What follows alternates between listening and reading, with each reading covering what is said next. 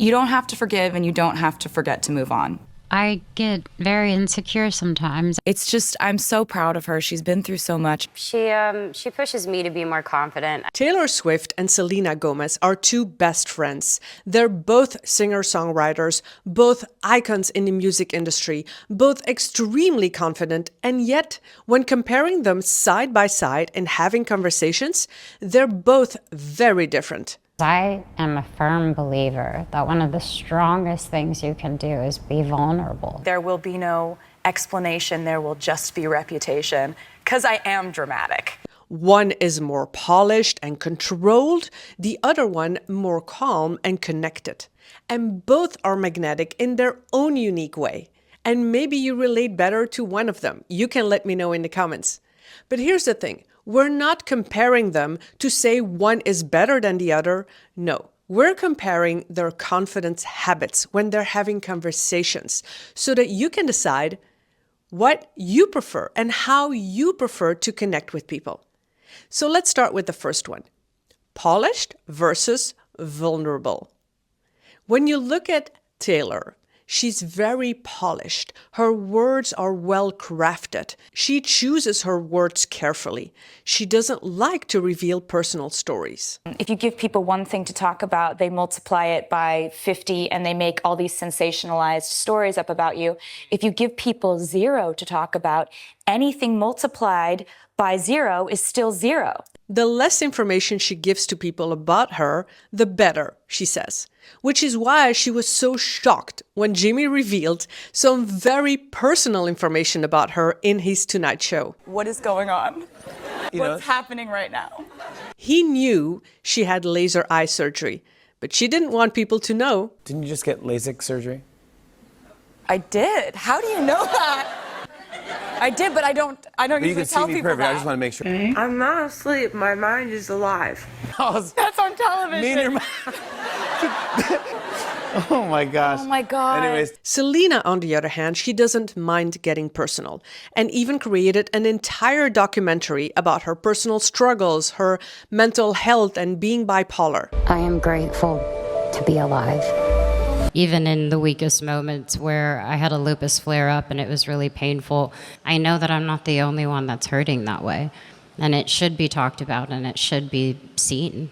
Selena leans into vulnerability. She admits insecurities, feeling nervous, or being depressed. I continue to choose to work on myself with, therapy and working with my doctors closely. Selena is raw and relatable, a habit that draws people to her. And the way she speaks is equally raw and real. No perfectly constructed words and sentences. When I think they visibly saw me in so much pain, and they didn't want it for me, but sorry. Oh, no, it's... Now compare this to Taylor. The way she speaks, she rarely slips up. She hardly uses long pauses or silences. She doesn't ramble. She's controlled, and it gives a sense of authority and control too. And she loves using metaphors like the puzzle pieces or the doorknob.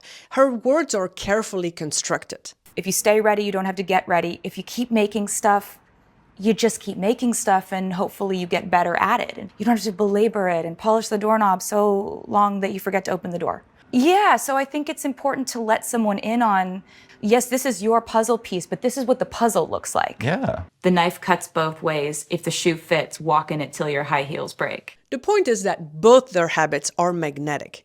Being polished gives more authority. Being more vulnerable gives more trust. It really depends on what you want to project. Let's move on to the next one. The performance versus the warmth. And talking about warmth, what warms my heart is if you could hit the like and subscribe button. I really appreciate that. Thank you. When Taylor speaks, it feels like a performance. And I don't mean that in a negative way. It's this high energy, gestures, quick answers, fast-paced answers. It's almost like she's talking to an audience from the stage. It's a performance energy that grabs attention immediately. Walking through the forest barefoot in the middle of winter, or standing on a balcony and letting the icy wind just hit you and you're catching your breath. And Selena, on the other hand, does the opposite. She doesn't perform in a conversation. She invites the warmth, and it shows up through a softer tone, a slower pace, and the way she makes you feel when she talks. It feels like she's talking to you. Experiencing fame, being awkward. I think I was scared of it, and I probably hated most of it. With that time that I've been given, I've just been able to come out on the other side and be okay. And I don't really know how, other than all the work that I did, meaning friends, therapy, taking time off, going back to Texas, just enjoying what's right in front of me.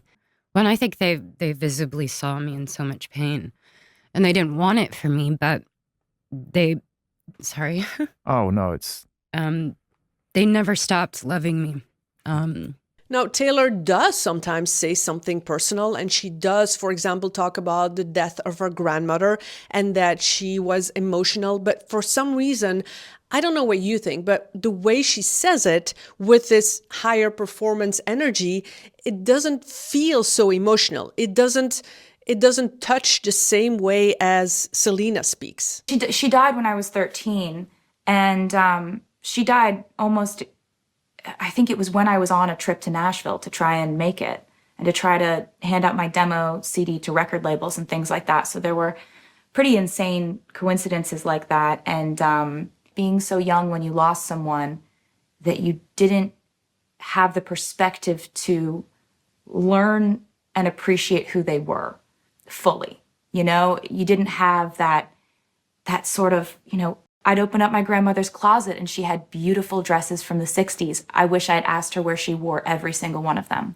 The difference is confidence through performance or confidence through affinity. Before moving on to the next point, I did mention that Selena and Taylor are best friends.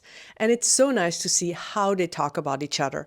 Because yes, their conversation styles may be very different, but the love and respect they have for each other, it's real. You've known each other for a long time. Yeah. What kind of friend has she been to you through those times? Amazing. She was frustrated when I was frustrated. She was sad when I was sad. What do you love about Taylor? I think she pushes me to be more confident. It's just, I'm so proud of her. She's been through so much. I've watched so much happen in her life. I'm 100% convinced this is the best thing she's done so far. Moving on with honesty versus control. And let's start with Selena this time. Selena is not afraid to be very honest and open. She's not afraid to talk about insecurities, stress, her mental health. She's very vulnerable and open. But she talks about feelings and emotions. And yes, it can feel risky, but it also feels very relatable and very human. I think that I just have to understand that my fears are only going to continue to show me what I'm capable of. And I just hope to get better, hope to get smarter. I hope to become stronger and be a great person. When I was younger, I felt like it was weakness to be vulnerable and to share my heart with people. Taylor, on the other hand, she controls the conversation. So even if she gets a question that can be more personal, she will find a way to control the conversation, to redirect the conversation into a topic that she prefers to talk about. And that is usually songs, music, lyrics, or her fans. Do you reflect into your own space to create something new? Yes, because I really love a turn of a phrase or play on words or common phrases and you twist something. Those are my favorite kind of things to do. So if I think of one, but I don't have a song at the moment, I write it down and I keep a file. Talking about your personal life, talking about your dating life. There's a different vocabulary for men and women in the music industry, right? Give me an example. Okay, a man does something, it's strategic. A woman does the same thing, it's calculated. A man is allowed to react, a woman can only overreact. The difference is confidence through controlling the narrative or confidence by telling messy truths. Let's take a look at the connection, the way they both connect with people. Now, Selena, her confidence is grounded in connection. She builds a bond. She finds her relationships, her friends, her family, very important. And she values them. She also, her fans, she reminds people that they are seen and that she values them. So it's important for you to say, hey, I'm like you? Yeah. I mean, of course. Because I am. I don't think there's anything different. I just talk about having Taco Bell, the shoes I'm wearing, like cozy from Target. I love my life. I think people have misconceptions sometimes. Like? Life of people in my position. But I give all that credit to my mom yet again. She just always made me realize that I am proud to be who I am and I should be. Now, on the other hand, Taylor's confidence is carefully styled. It's composed, it's grounded in achievements, success, self-assurance. Her answers, they reinforce who Taylor Swift is as a brand, as an image. It's impressive because she's in control of her presence. And so I just figured I was the one who made this music first, I can just make it again. When something says in parentheses Taylor's version next to it, that means I own it, which is exciting. The more things I make, and the happier I am. Yeah. And everybody's different, and there are people who put an album out every 5 years and it's brilliant. The difference is a confidence that turns heads or a confidence that wins hearts. Now, seeing these ladies side by side, do you have a preference?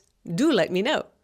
Both are clearly confident and magnetic, both in their own unique way. One is more polished and controlled, the other one is more warm and connecting. And it's not about copying somebody else's confidence habits. It's about finding your own and something that matches your personality, because that's how you're going to come across most authentic. And talking about authenticity, if there is one great example of what not to do, because she's been so criticized about being fake and inauthentic, I do want you to take a look at this next video so you'll know what not to do so that you can come across authentic and real. I'll see you there.